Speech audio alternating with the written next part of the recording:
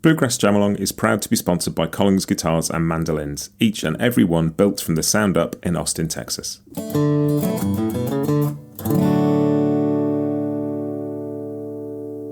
This episode is also brought to you by Peghead Nation, the home of roots music instruction.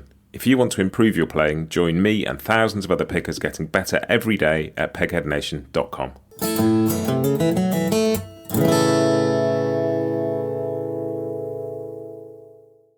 Hi, this is Matt, and you're listening to Bluegrass Jamalong, the podcast for anyone and everyone who loves bluegrass.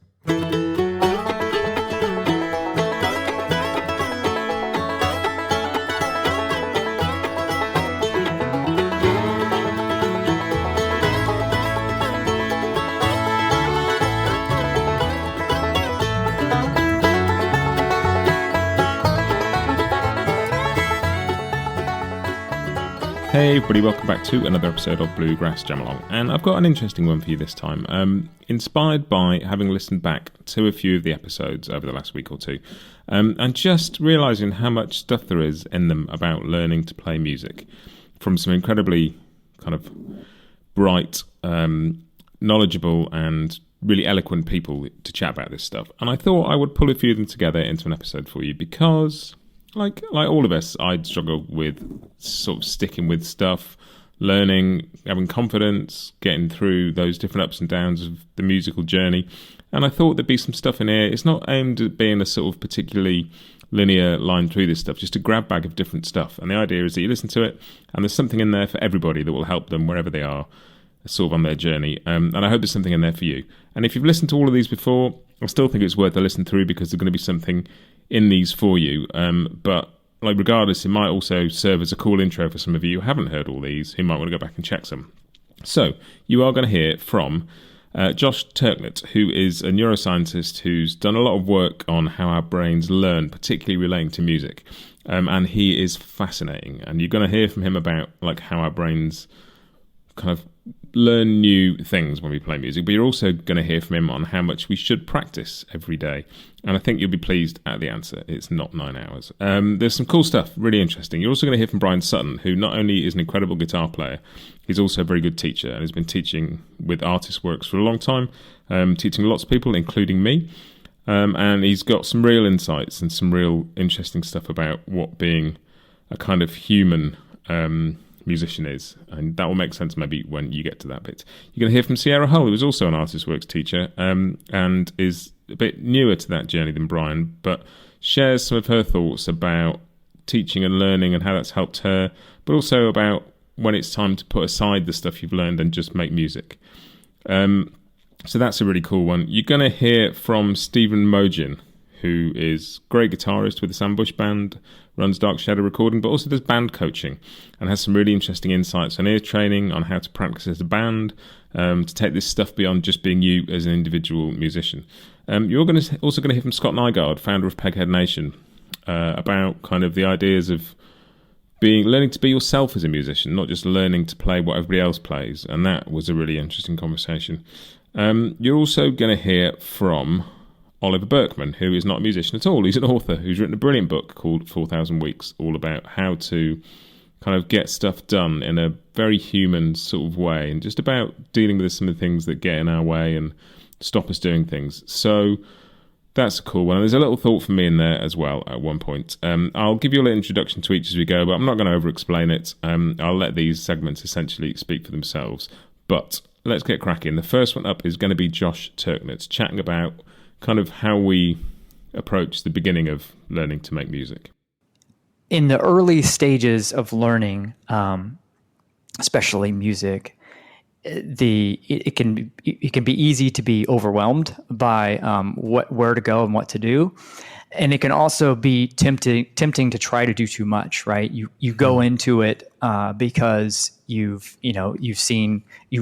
a fan of player X or whatever, or a certain style of music, and you see that in its fully realized form. You see a player who has, how many hours of not only practice, but probably really good practice in their past. And so, it's fuel for motivation, but if that's the yardstick, then that can be demoralizing pretty quickly. So, part of it, I think early on is about making sure you're breaking down the process into kind of the smallest learnable chunks, especially as you're sort of building those foundational skills. And I think that's for an early player, probably the most important concept is, you're building this sort of foundation of skills. And in the brain, what you're doing is building motor programs that control the movements of your limbs that will allow you to play your instrument. And there's some perils if we're trying to do too much too soon. And one of those would be trying to sort of learn multiple different techniques at the same time. And ideally, if you're wanting to learn, how to pick a string cleanly, you want to learn that kind of on its own, right? You don't want to learn that as you're trying to learn a chord, as you're trying to learn this song. You kind of want to build those things on their own first, so that they're nice, high quality. The problem that if you don't, doing multiple things at once makes it harder to provide the brain with the kind of the quality input that you want. And so it's sort of like the garbage in, garbage out, idea. Yeah. The brain will build neural networks based on the input you give it. So especially early on with those technical skills, wanting to provide it with good quality inputs. And so taking things, using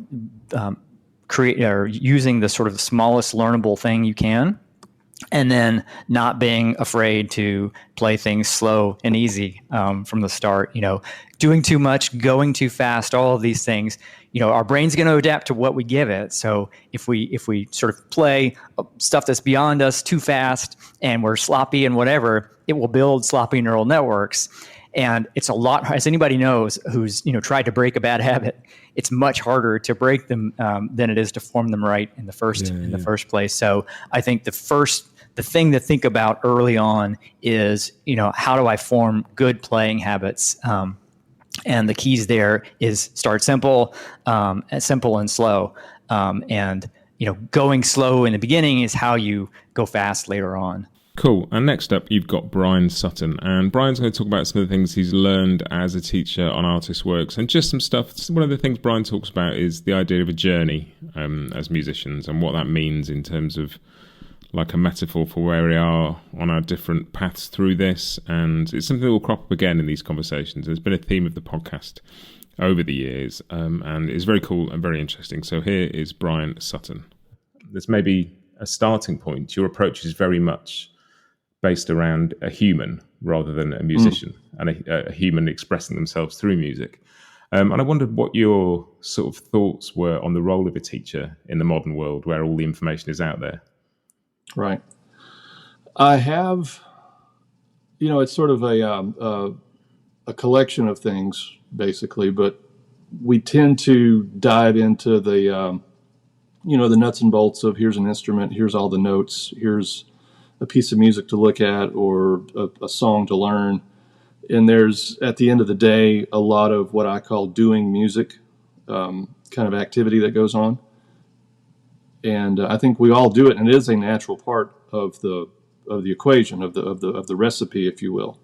But I find that oftentimes in learning and a lot of teaching, it kind of stops there. And what I've learned about me as a musician is, along with doing music, the doing music feels better, sounds better, is more rewarding when I am working to also be musical.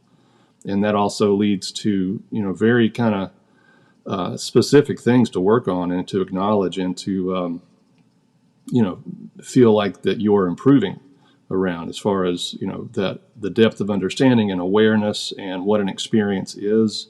Because I do think that no matter what you do to learn more songs, learn the guitar, licks, whatever it is, there's still this hole that's left as far as what's it really mean, or what's it feel like when I choose to go play this around certain people and suddenly I'm nervous and I have all these levels of, again, kind of human experience and specific emotion that, what do we do with that? And again, a lot of people just get frustrated or they create limits.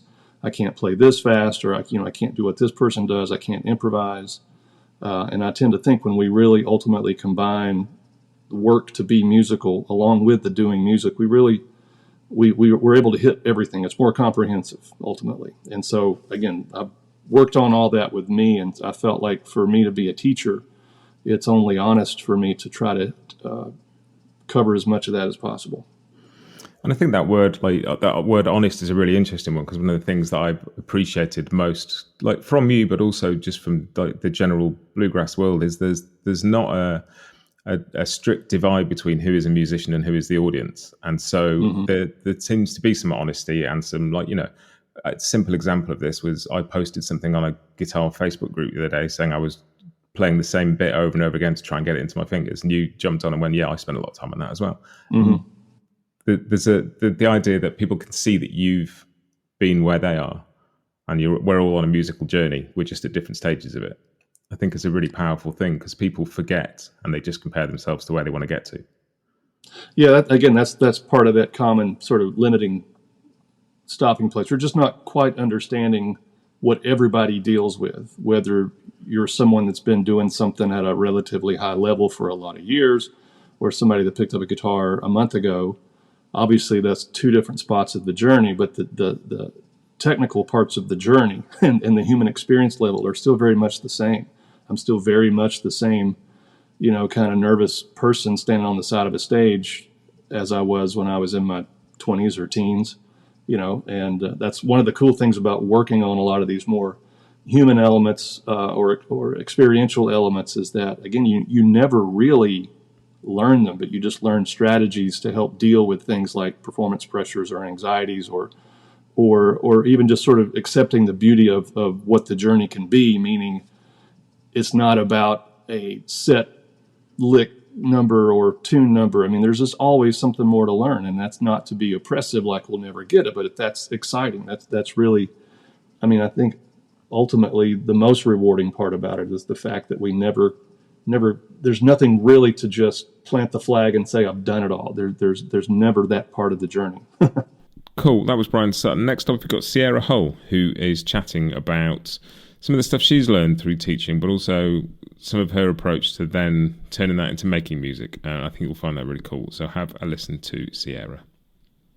As a musician, when you teach, you learn yourself. There's something you learn from teaching. So for me, being able to, kind of put this course together, it's about 1.5 years old, something like that. And at some point I'll add more to it, add more videos and songs and things like that. And it can be something that can grow over time. And that's an exciting thing. And I'm sure, 6 months from now, hopefully I'll be a better teacher than I was, before. And that's kind of a cool thing to feel like I'm, being able to better take a look at my own playing and go, I don't know, what is it that I'm doing? You have to kind of think about it a little bit, whereas I've always kind of been more of a instinctual musician and just, learned through doing. But to really stop to break things down, you suddenly go, oh yeah, that's why that's like that, and this is why I do this, and it starts to make a little bit more sense. And some of those conversations around why rather than what and how are some of the really interesting ones. And sure. Brian obviously loves those kinds of conversations. Bryan Sutton's School and Artists Works is full of conversations about essentially about being a human being more than the intricacies of playing music. They're just about bringing you with you when you don't just bring your guitar and you pick, like bring you. Absolutely. And that's maybe the hardest thing for a lot of people. It is the hardest thing, and in some ways the most crucial thing, right? As musicians, to be able to really get to a place where, it's you can have, all these rules or technical things that we think about all day long, but at the end of the day, we're trying to make music, and some of that you have to, put in the time and then kind of build that into your playing and then kind of check it at the door and then, let the music be what it is, which is an interesting thing to kind of dive into. Cool. Next up is Josh Turknett, who we heard from before, and he's talking about something called automaticity, which is how to know when you've perfected being able to do something. Which essentially is when you can do it along with something else, in this case a metronome. So Josh is going to talk about that. And after that, we're going to have Stephen Mougin, also talking about metronomes, but as a band, which is a really interesting one. Have a listen to what he's got to say about that. Yeah, so, and I think probably another thing for people early on to think about, and I think there's a tendency when people are starting out not to practice along with any type of rhythm keeping device or timekeeping device. And we think of the metronome or any kind of timekeeper as a way of practicing rhythm. but it's also a way of testing for automaticity, and automaticity meaning you can carry out some type of activity, some type of motor program with your limbs or whatever, while your conscious mind is focused on something else. And really what we want to do is take all of the technical components of playing and automate them, right? So, when you're playing with others or when you're performing, you want your conscious mind not to have to focus on any of the movements of your hand. And as you're learning, we talked about breaking things into the smallest chunk. One way to know that you have that chunk, that you've successfully learned it, is if you're able to play it along with some kind of external timekeeping device. Because what you have to do in that scenario is your conscious mind has to pay attention to the clicks or the drum beat or whatever while your hands are doing something else. So, if you're not able to keep up, it could mean that you need to work on your rhythm, but it also could mean that those movements just aren't automated yet. And so your conscious mind can't focus on both the movements you're making and listening to the thing that's keeping time. So yeah, it's a super important thing to use early on. I mean, I think if you're talking about good New Year's resolutions, always practicing with some kind of timekeeping device is a really good one, because it's something that I know a lot of people avoid, and it's one of those things that if you start out not using it all and then try to go back, it makes it even harder. We'll be right back with you just after this. Introducing the all-new Hill Country series from Collings Guitars.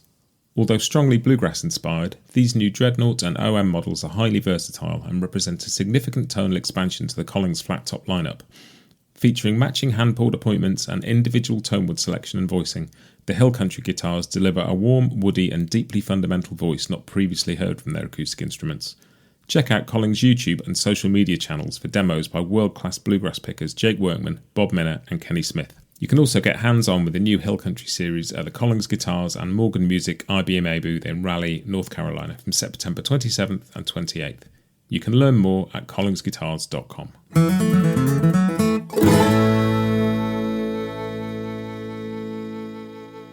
This episode is also brought to you by Peghead Nation, the home of roots music instruction.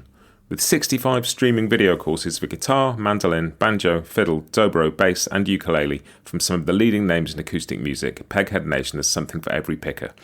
You'll learn the tunes and techniques you need to join in at jams and play the music you love, plus advanced techniques like improvisation, theory and ear training. Your first course is just $20 per month, and you can add more for $10 a month. Sign up for any course and get your first month free with the promo code JAMALONG, all one word. Join thousands of other players, including me, who are advancing on their instruments and having more fun playing the roots music they love at pegheadnation.com. Everybody hates metronomes, but if your band isn't rehearsing with a metronome, you're doing it wrong. You need to get some kind of a click thing that can be amplified loud enough for everybody to hear it so that you can practice. And there's a couple reasons. Number one, it eliminates any of the arguments about who's rushing and who's dragging, because that thing isn't moving. Number two, it gets you used to playing a song at a certain tempo. You figure out where you're going to play Blue Ridge Cabin Home. It's going to be at this tempo, and you started at that tempo every single time you practice it. When you get on stage, guess what? Your inclination is going to be to do it near that tempo, as opposed to wherever it feels like today. And sometimes it's way too fast and sometimes it's way too slow, which has happened to us all. The metronome thing is massively important, and really you should spend at least 50% of your rehearsal time working with a metronome, especially when you're working up new tunes. But I can't overstate that, and nobody wants to hear it and nobody wants to do it. But bands that have embraced that have come back to me and said, wow, this helped so much. It just eliminates so many questions, so many variables. This thing's in time. Play with it. Obviously, you need to figure out your groove. One thing that is sometimes helpful is to put the metronome at double time. It depends on if the groove's got a shuffle in it or not, but having a double time groove puts those two goalposts a little closer together, right? It fills in the blank. And so that helps some people really get a grasp on it. You're not waiting so long for everything to happen. And the goal isn't to be able to play with the metronome. The goal is to be able to play together, but agree on timing. And I'm not into songs that don't move a little bit. I want them to push in a chorus, and I want them to pull back in a nice spot. But this is sort of the pathway. One of the other things is being able to identify things that aren't working. When you hit a spot and your band train wrecks right here, stop and back up just a little bit.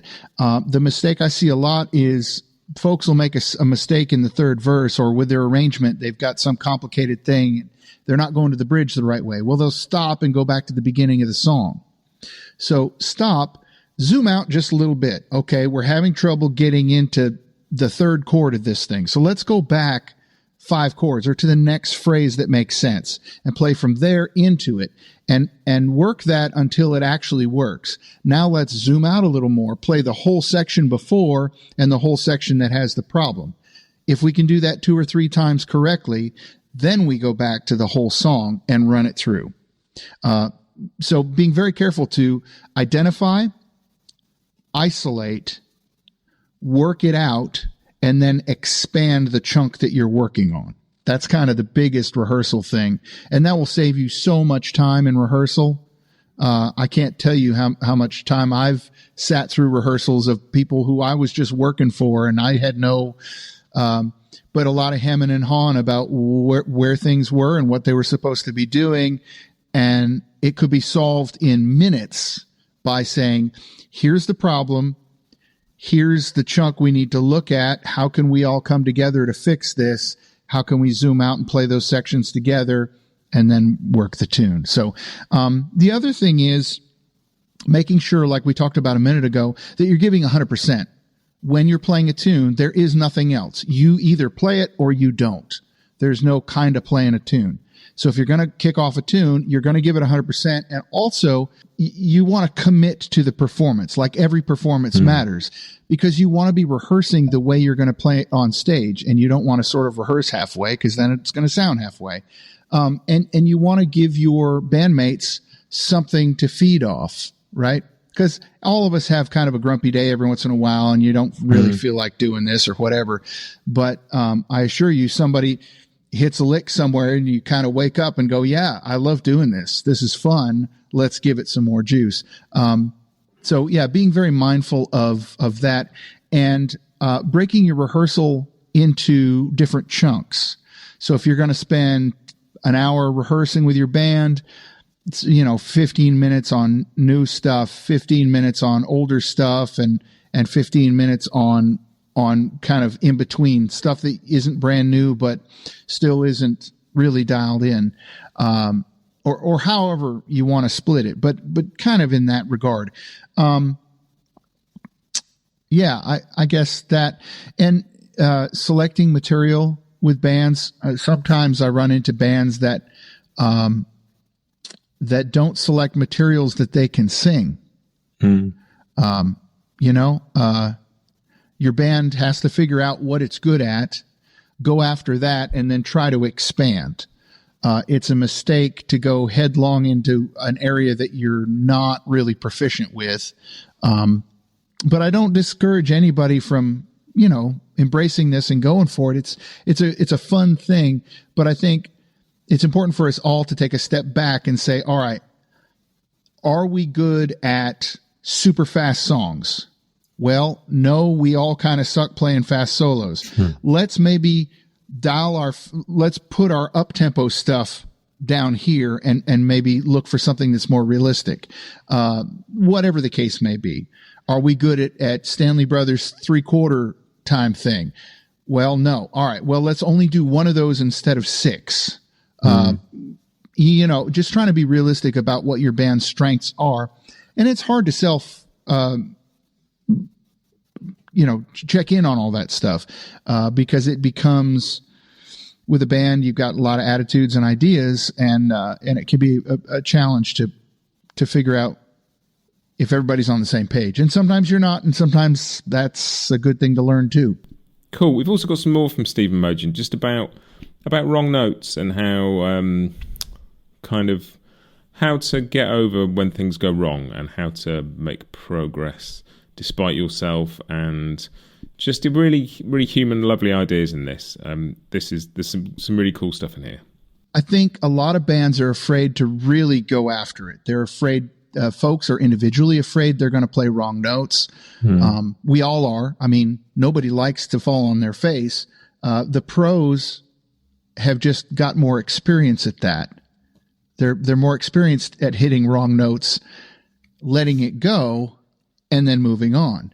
And I will tell you, some of the most exciting solos I've ever seen live were right after somebody fell off a tree and then recovered. And it's such a moment of joy for the entire audience to watch somebody totally ruin something and then magically come back out of it and present a really powerful ending. It actually makes the solo better. It's more memorable when somebody totally fell in the dirt.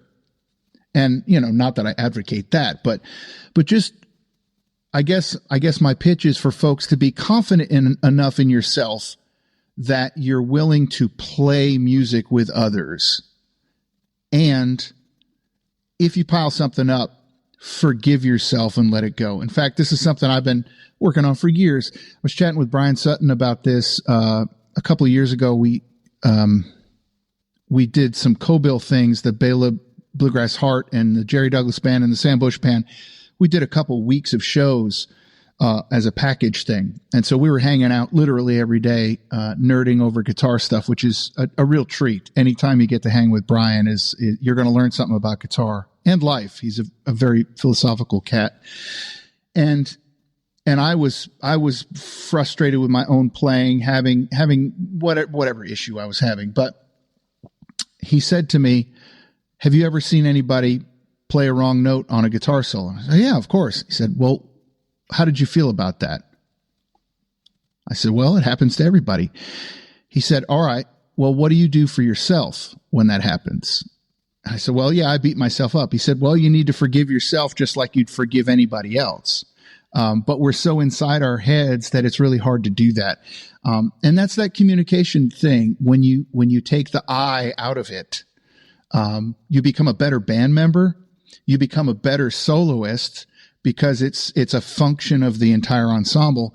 And truly, you can really make the band sound better than the ingredients that make up the band. I don't know if I said that clearly, but totally. Truly, the whole is better than the sum of the individuals. It can happen that way, and with the great bands, that's exactly what's happening. Not to take away from anybody, but the band is this living, breathing thing that is more powerful than any one individual in the group, and that's what we're all going for. There's some musical bliss in that when you feel it landing right, and the groove is great, and people's solos are reactive. They're interactive. It's a really magical thing. And I love that part so much. That excites me. It's one of the things I love about playing with the Sam Bush Band.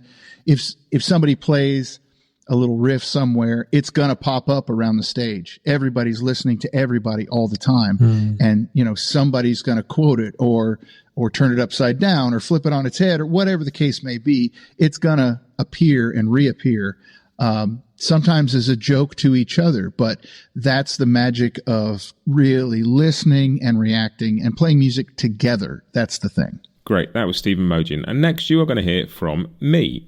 Just following on from what Stephen mentioned there is something that came from one of the Food for Thought episodes. And these are sort of slightly random short episodes I put out now and again when I've got a thought I want to share with you. And this is one of them. And it's all about learning to communicate versus learning to play the notes right. So yeah, I hope this is something that resonates with a lot of you. It's something I have to keep reminding myself of. So yeah, here we go. And this week's comes from my son, Fred, who's 10. He played at a piano festival here in London last week. And it's the kind of thing where a bunch of kids of all different ages and abilities prepare the pieces that they're working on. And then in a class of kids their own age or their own ability, they all play their piece. And there's a judging panel, and somebody comments on their piece, gives them some feedback, gives them a mark and a certificate. And the idea is it gives them practice on performing in front of people. It gives them a bit of a thing to work towards. And it's just a way of seeing how they're getting on. But what I wanted to share was something that the judge said in one of the classes to the whole class, and I thought this was really cool, and it's something I wish somebody had said to me when I was younger. And it feels like amazing advice for musicians, old and young, but just also like amazing advice for being a human being. And in a nutshell, what the judge said was this. So I'm looking around this room and I see lots of you are afraid to make mistakes, and you're worried about making mistakes and you want to play it right. And that's great. He said, but think about it this way. Music is communication. Music is expression. And if you can learn to be more afraid of not expressing something and not communicating than you are of not making mistakes, it'll make you a better musician. And I thought that was beautiful. And you could just see some eyes light up and some little light bulbs going off in kids' heads. And it made me think. I've been carrying it around with me all week. And just that, because I'm the same. We're all the same. We all worry about playing it wrong, or, making a mistake, or playing a note that doesn't fit, or looking stupid, or whatever. And we do it in life. We worry about being embarrassed and tripping up in front of people, or being like. But if you can learn to express yourself and be yourself and put yourself out there more than you worry about that, I think that's a good life lesson and a good music lesson.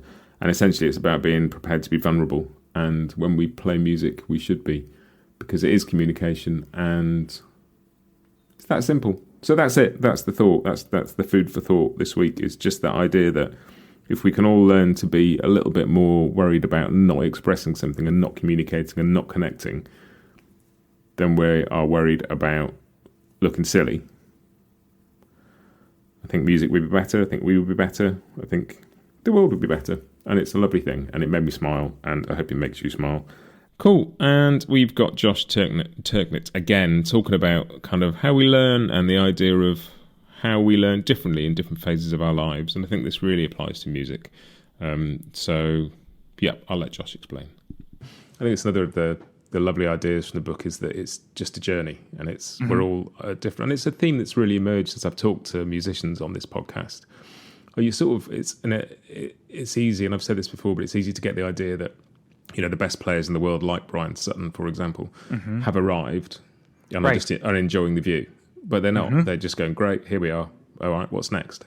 And there's always something. The really driven musicians you speak to only ever see what's next. They're not looking back and going, what can I do? They're going, what can't I do? What's next? That's right. Yeah. And that's why music is so wonderful. If you actually had arrived, you'd get bored. Like we love novelty and we love progress. And if you got to a point where you're like, there's nothing left, well, you'd move on to something else. And the fact that music, there's no end to it, is, part of the appeal. And so it's great to the sooner you recognize that, the better, because it sort of takes away a lot of the frustrations that you might otherwise have if you have that idea in mind. And I think the other thing that goes along with that, maybe that sort of goes hand in hand with it a bit, is you talk about children learning to walk in the book, and how they don't fall over and get disheartened and decide they're never going to walk again. They just get up, have another go, fall over again, get up, have another go. But as adults, we sort of lose the willingness to fall over. So I think there's a thing that we have as adults that kids don't have, and kids aren't embarrassed because there's no guilt or shame in getting something wrong.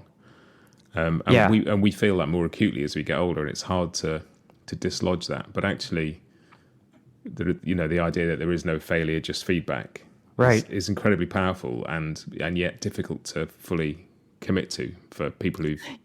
The older, exactly. Like we're, kids are designed to be learning machines. So, to learn, you fail. And that's how you get, like you said, if there's no failure, only feedback, you have to get feedback to know how you're doing. And so when you make a mistake, that's just an opportunity to learn. And our brains know that. But we do get, the older we get, the more judgmental we tend to be on ourselves. I think the other thing, that happens, which I talked about, is that the older we get, we also become accustomed to feeling masterful in more areas of our life. Whereas, as kids, we're learning everything. We're not experts at anything yet. So when you're used to kind of feeling expert, at your work or whatever, or if you can get through your entire day on autopilot, and then, you encounter some endeavor where you feel like a total beginner, you may resist that because, you're not used to that anymore. Whereas as a child, you're used to that all the time. But, so trying to reframe that experience is part of the mindsets, that are necessary to be successful, and reframing how you think about, about failure, no failure, only feedback. The other concept that I like is going back to sort of childhood development, and is the idea of the timeline of mastery, meaning that there's no good, bad, whatever. It's just where are you on the timeline, right? And just like any child, a 2-year-old's going to be at a different place than a 4-year-old and learning to talk, right? But you wouldn't expect them to be at the same place, and that if they're continue to work on it, they're going to keep making progress. So it's not really about what particular level you are, only where are you now, and kind of what's the next step to move you on the timeline. And we're all just at different spots on the timeline, Next up, we have Scott Nygaard from Peghead Nation, and just talking about some of his experiences of learning to be himself as a musician and how he appreciates other people doing that, and how sometimes it's not so easy. And I think this is a really important part of being a musician, because it's not just about learning the notes or mastering technique. It's about some idea of expressing who you are. Right. I think also, when I started, like I said, there weren't a whole lot of like lead guitar players in bluegrass, and I was influenced by Doc Watson and Tony Rice. But if you sort of think about the other people that were playing that also influenced me was, so there's Doc and Clarence White and Tony Rice and Norman Blake, Dan Crary, Russ Barenberg. None of them sound the same. None of them sounded like at all, so there wasn't like one kind of sound where, everybody's playing like this. And, there was a period, I think in the 90s or 80s and 90s where everyone, 90% of the bluegrass guitar players you would hear would sound like Tony Rice. And, I kind of figured out, I definitely was influenced heavily by Tony Rice, his first album and first few albums in particular. Just I would learn solos and stuff. But it was pretty clear that I was going to be a second or third rate Tony Rice. So, and I think something about, like, one thing that was really influenced by Clarence White was it just sort of felt like, he was different enough from other people, just his timing and his kind of emphasis on the melody and this kind of different phrasing, that it sort of felt like, I wasn't going to sound like him either, but it sort of inspired me to kind of play what I heard, not what you expected to play. And in the bluegrass world, there is a sort of tendency, to play like everybody else, or even in the jazz world, you're a bluegrass banjo player, you've got to learn all the Earl Scruggs stuff. And, there's that sort of, this is the way it goes kind of approach, and I think, or even just like, well, this is the way this tune goes, this fiddle tune goes, this is how you play it. And, I've done enough kind of like historical research, or not research so much, just listening, to realize that a lot of the way people think, well, this is the way this tune goes, is the way some guy played it on one day when there was when there was a microphone nearby. I interviewed Norman Blake once, and we were kind of talking about old time music and this sort of thing of this is the way this goes. And his feeling was sort of like, this is the way it goes today. Like, the stuff evolves more, and you can, like, I always think it's important to kind of listen to like sources where things come from. At least you just sort of have that as a sort of a place to go from, and also the fact that I played old time fiddle for a long time. So to me, there's like, in the old time fiddle, there's really a sense of like, how are you bowing this tune in order to kind of get the right feel?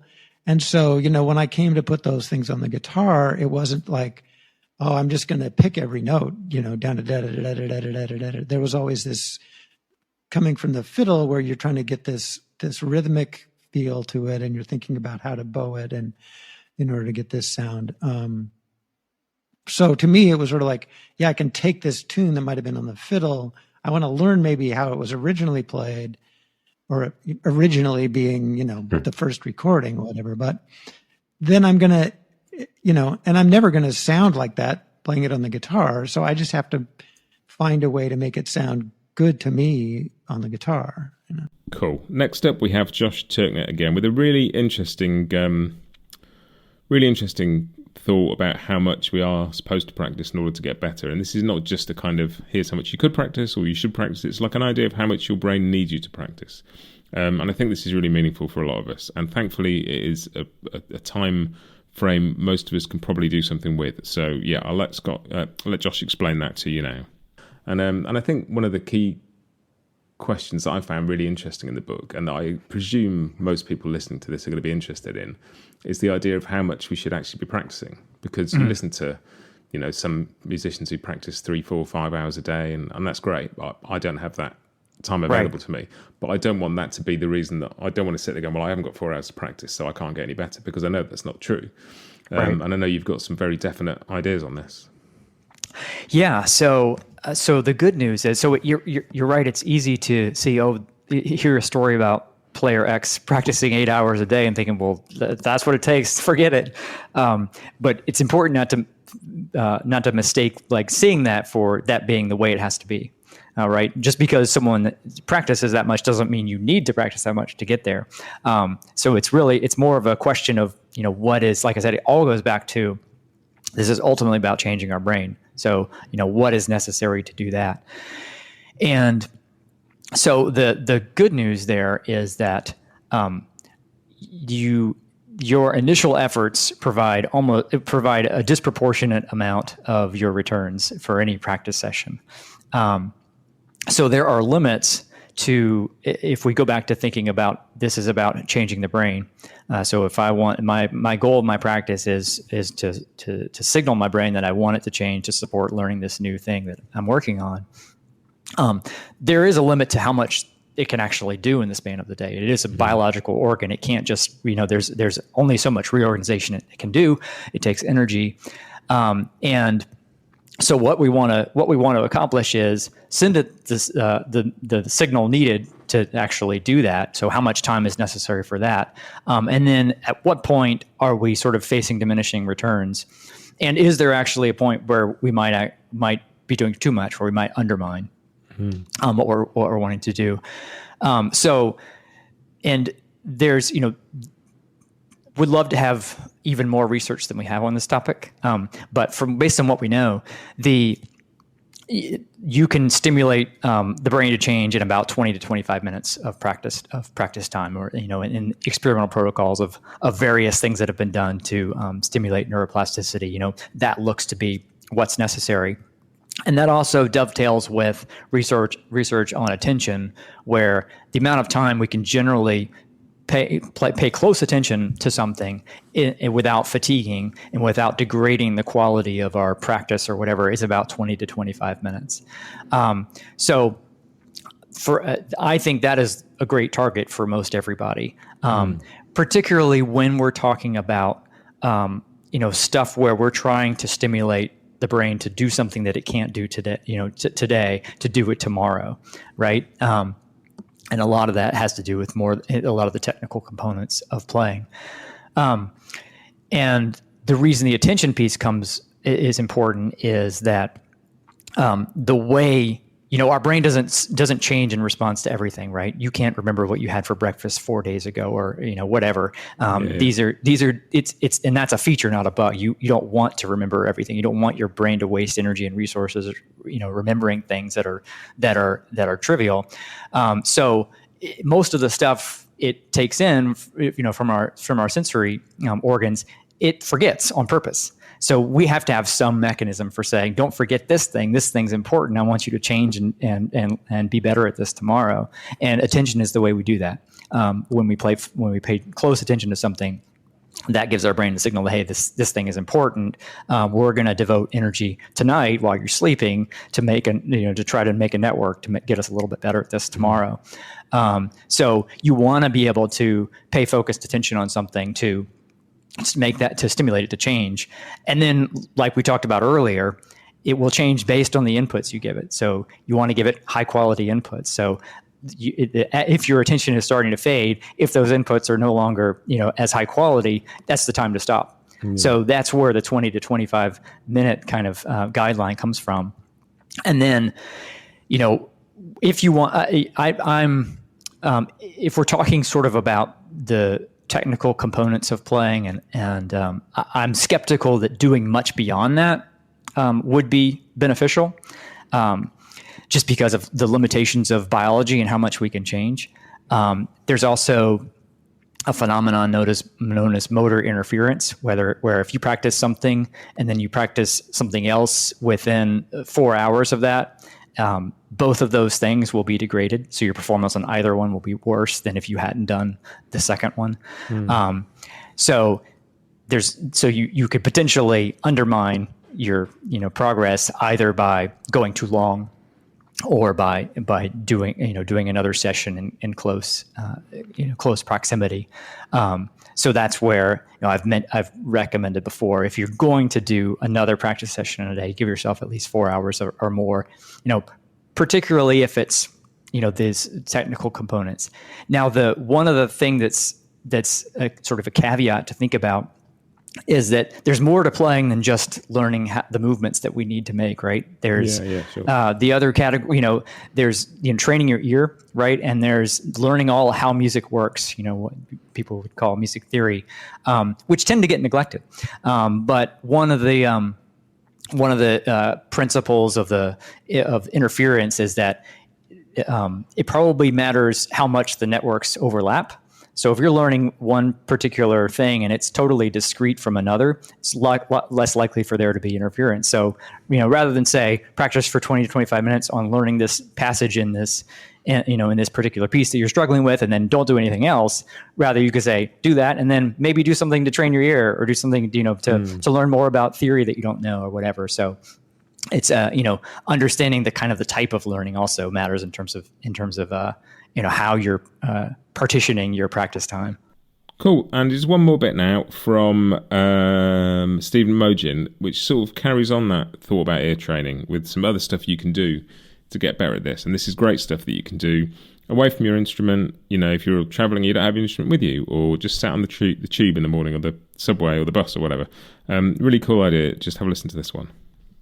I've really, really studied the workings of the great bands in bluegrass, on down the line, whether it was Flatt and Scruggs or the Stanley Brothers or Lonesome River Band or Alison Krauss and Union Station, on and on. I've really spent a lot of time thinking about what makes their sound and how do the instruments work together to make that happen. And one of the really great ear training techniques that is I encourage all of your listeners to try this. It sounds kind of basic and whatever, but it really helps build this skill set. Take any single bluegrass tune that you love and a blank piece of paper and a pencil and listen to it with headphones or at least really good speakers alone in a quiet space, totally focused on nothing but the music. You shouldn't be thinking about folding your laundry, rather the song. And so the first time you listen down on the left side of the page, write the order of things happening. Okay, kickoff, banjo, verse 1, chorus 1, mandolin solo, whatever it happens to be, and chart that on the left side of the page. And that's your only job the first listen. The second listen, follow one instrument all the way through the tune and just write what they're doing. Rhythm guitar, playing very aggressively in this section or playing more sparse in this section, lots of runs in this section, whatever you observe. There are no wrong answers here. Go all the way through with the guitar, then go back through with the banjo. And all right, when are they playing backup? When are they chopping? When exactly are those backup licks happening? All that kind of stuff. And go back through with the mandolin, go back through with the fiddle, go back through with each of the vocal parts, the lead vocal. Are they deviating from their stated melody as the song progresses? If so, how? And maybe why? Is there a lyrical decision they made to sing higher on this one part? Or is it just because they felt good? Kind of make those sort of assessments as you go. And you will have listened to the song 8-9 times, but you will have a better understanding of how that song was put together by that band. And then the next step is, on another day, take another song and do the same thing. And what you will begin to build are some general best practices for how bands work together. Okay, fiddle and mandolin probably not chopping at the same time. That's something you wouldn't know unless you noticed it. What is the role of a dobro in a band? Okay, if it has a full 5-piece plus a dobro, or if it's just like the infamous string dusters with no mandolin. There's a dobro, but no mandolin. How do they put things together? How do they fill the spot vacated by the mandolin? Those kind of things. I spent a lot of time thinking about all of that over the years and doing some heavy listening. And I come from a time where we would go to a festival in the summer, and at the end of the weekend, my folks and I would go to all the bands, and we'd decide which band we were going to buy one cassette from. And we'd go get the cassette and we'd bring it home, and I would ingest it. It's all I would listen to, front to back. So I knew every note, every kickoff, every fill lick. And it's maybe a little different style than how people learn these days, because things are so much one tune here, one tune there, one tune. The collection is maybe a little bit lost. And I don't know, I'm not saying it's better or worse. It's just, I have internalized what the Country Gentlemen sound like. I've internalized what the Bluegrass Cardinals sound like. I've internalized what the Lonesome River Band from a certain era sounds like. And a lot of young musicians are doing this too, but it's easier to do when there's just one collection and that's all you can listen to for the next 3 weeks. You hear stuff a little differently in that regard, rather than the Spotify way of listening to a song and then another song and then another song. So I don't know. That's a really great listening exercise, and I very much encourage folks to do it. That's kind of the core of what I'm doing as I'm listening to a band for the first time.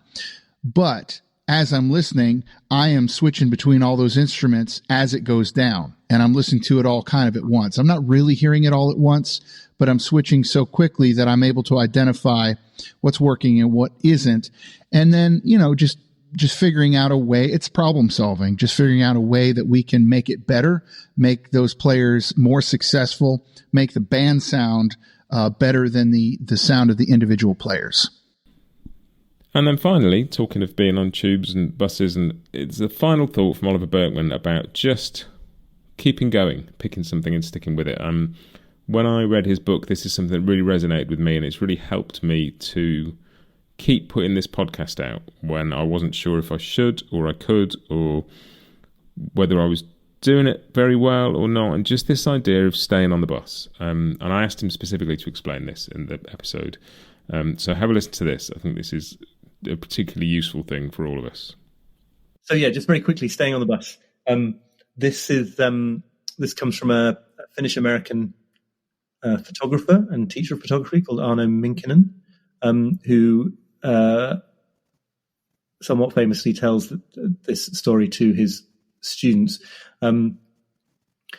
It's about the need in creative pursuits to be willing to keep going through a phase of practice that feels like you're not doing anything original. It feels like you're just copying other people, and feels like you're just learning how to replicate things that other people have done.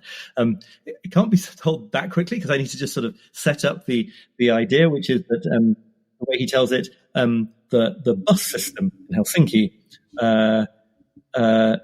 is laid out such that at the city centre, lots of the bus routes all follow the same route, stopping at all the same stops for the duration of the time that they're right in the center of the city. And he says, imagine that one stop, that the distance between two stops on a bus route is a year in your career as a photographer, right? So you get on a bus and you start working and you collect a portfolio of photographs, and then you take them to a gallery, and the person at the gallery says, well, I'm not interested in these. They're exactly the same as somebody else's. So you go back to the bus station, you're on a different bus, and that goes, you spend a year getting to another place, you've got a whole new portfolio of things, but you take them to the gallery and they're condemned for being derivative too. Because in those early stages of a journey, just to sort of drive this analogy, right? All the buses are following the same route, and people can you can use up a whole career this way, constantly going back to the beginning and finding that every time you set off on a new bus journey, it's actually following the same route as everybody else. And so the question is, like he says, like, how do you, what's the answer? How do you reach originality and make it through being derivative? And the answer is, as he puts it, stay on the fucking bus. If you stick on a single journey, eventually what happens, again, in the Helsinki bus system, is that all these bus routes, once they reach the city limit, start spreading out to new, different destinations, right? So if you're willing to go through those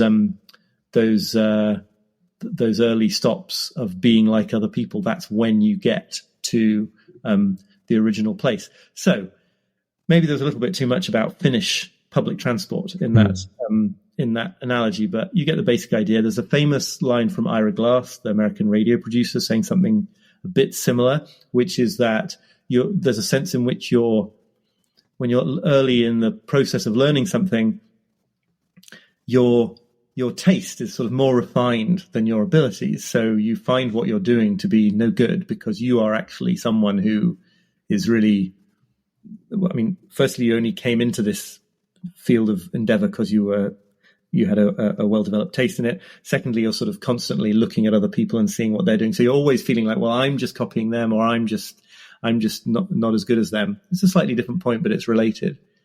And the only answer both these people say, and I think it's probably true, is that you just have to sort of learn to tolerate being in that place,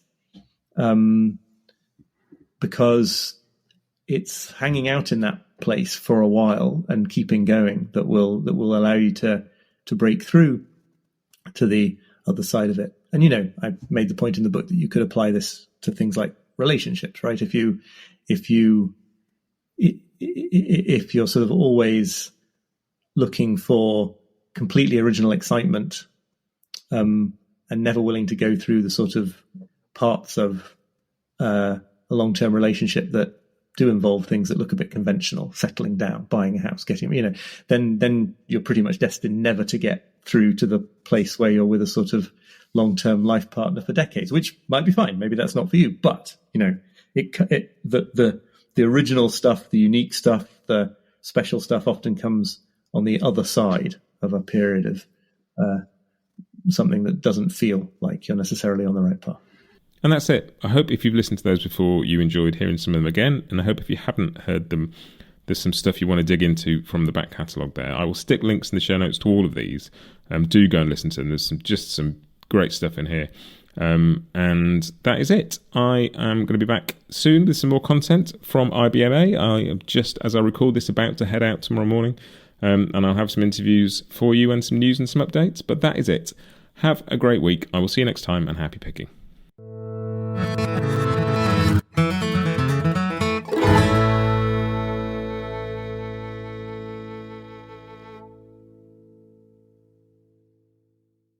Bluegrass Jamalong is proud to be sponsored by Collings Guitars and Mandolins, making some of the finest guitars and mandolins in the world since the 1970s. Visit collingsguitars.com and find out why.